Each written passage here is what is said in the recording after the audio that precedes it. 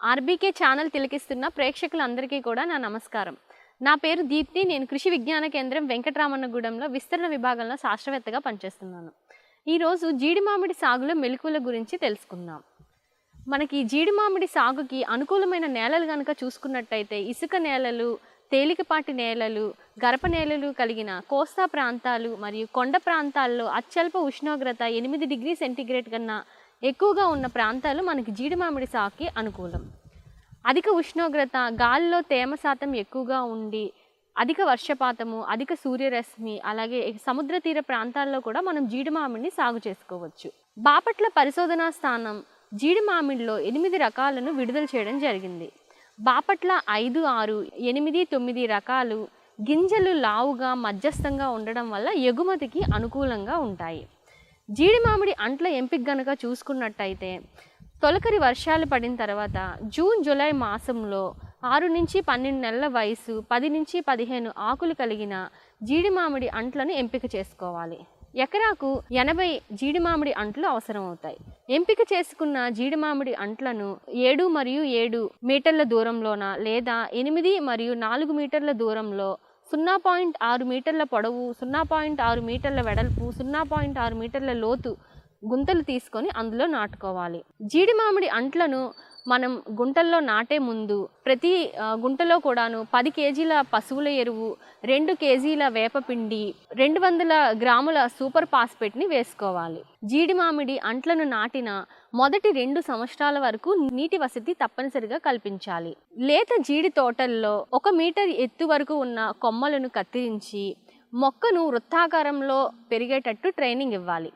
July, August మాసాల్లో ఎండిన కొమ్మలను, పక్కకు వచ్చిన కొమ్మలను అన్నీ కత్తిరించి మొక్కకు గాలి వెలుతురు బాగా తలిగేటట్టు చూసి ఈ కత్తిరించిన భాగాలకు శిలీంధ్రాలు సోకకుండా 10% బోర్డో పేస్ట్ని పూయాలి. చిన్న కొమ్మలైతే 1% బోర్డో మిశ్రమాన్ని పిచికారీ చేయాలి. అలాగే మనకి తొలకరి వర్షాలు పడిన తర్వాత జీడి మామిడి తోటల్లో వరసల మధ్య దుక్కి దున్నుకున్నట్టయితే కలుపు రాకుండా మనం నివారించుకోవచ్చు. మొదటి సంవత్సరం మాత్రం రసాయన ఎరువులు వాడకుండా సేంద్రియ ఎరువులు వేసుకుంటే మంచిది. రెండవ సంవత్సరం నుంచి సిఫార్సు చేసిన రసాయన ఎరువులని సేంద్రియ ఎరువులతో పాటు మనం వేసుకోవచ్చు. 5 సంవత్సరాల వయసున్న జీడి మామిడి మొక్కలకు గనక చూసుకున్నట్టయితే 2000 గ్రాముల యూరియా, 750 గ్రాముల సూపర్ ఫాస్ఫేట్, 225 గ్రాముల మ్యూరేట్ ఆఫ్ పొటాష్ని మనం వేసుకోవాలి. అలాగే మనం అంతర పంటలు కనుక చూసుకున్నట్టయితే అంతర పంటలుగా మనం వివిధ కూరగాయ పంటల్ని వేసుకోవచ్చు. అలాగే పూల తోటల విషయానికి వస్తే చామంతి, బంతి, ఆస్ట్రేస్, అలాగే అనాస తోటల్ని కూడా మనం జీడి మామిడిలో అంతర తోటలుగా వేసుకొని అదనపు ఆదాయాన్ని పొందవచ్చు. జీడి మామిడిలో కనుక మనం చూసుకున్నట్టయితే జనవరి 2వ పక్షం నుంచి ఫిబ్రవరి 1వ పక్షం లోపు మనకి పూత వస్తుంది. పూత నుంచి కాపు రావడానికి దాదాపు 3 నెలల కాలం పడుతుంది. కోత కోసే సమయం అనేది జీడి మామిడి రకాన్ని బట్టి అలాగే ప్రాంతాన్ని బట్టి మారుతుంది. 3 సంవత్సరాల వయసున్న జీడి మామిడి అంటు మొక్కల నుంచి మనం కాపుని కోసుకోవచ్చు. అలాగే 10 సంవత్సరాల వయసున్న ఒక జీడి మామిడి చెట్టు నుంచి సరాసరి 10 కేజీల విత్తనాన్ని మనం పొందవచ్చు. ఇలా మనం జీడి మామిడి సాగులో నాణ్యమైన జీడి మామిడి అంట్లను ఎంపిక చేసుకొని మనకి కమ్మ కత్తిరింపులు, అలాగే వాటి ఎరువుల యాజమాన్యము, అంతర పంటలు ఇవన్నీ కూడా మనం చక్కగా పర్యవేక్షించుకుంటే రైతులు మంచి దిగుబడులు పొందే అవకాశం ఉంది.